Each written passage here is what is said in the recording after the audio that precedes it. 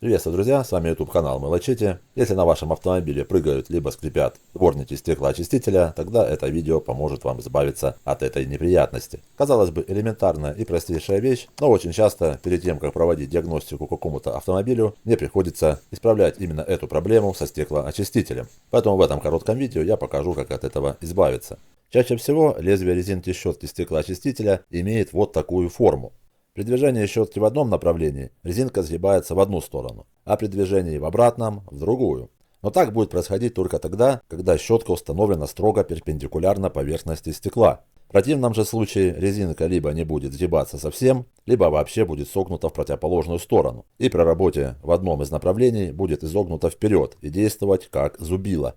Именно в этот момент мы увидим и услышим, как прыгают и скрипят щетки стеклоочистителя. Здесь, как мы видим, у нас резинка загнута вверх. Вот, видно, когда мы прикладываем щетку, даже видно, он у нас в таком положении уже находится давно, поэтому он, когда идет вверх, он не вытирает стекло, а шкребет, как скребком, вот так вот. Естественно, получается такой звук. Поэтому нам необходимо щетку повернуть вот так, чтобы сама резинка стала ровно перпендикулярно стеклу. Чтобы у резинки были одинаковые шансы согнуться как в одну сторону, так и в другую. Поэтому в данном случае необходимо совсем немного подогнуть поводок щетки. Сделать это можно либо плоскогубцами, либо подходящим ключом, либо вообще руками.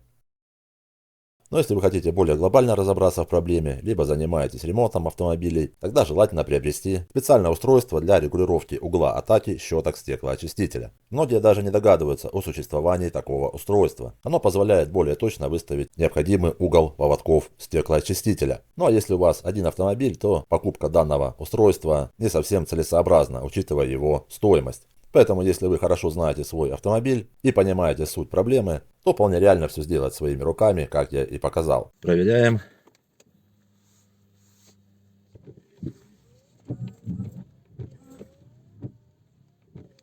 Видим, все тихо работает.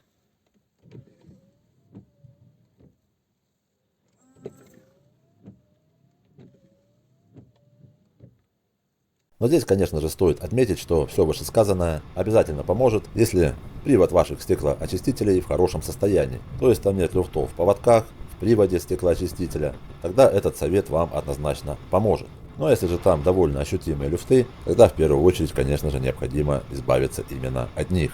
Надеюсь, видео было вам полезным, а также, возможно, будут полезны и эти видео.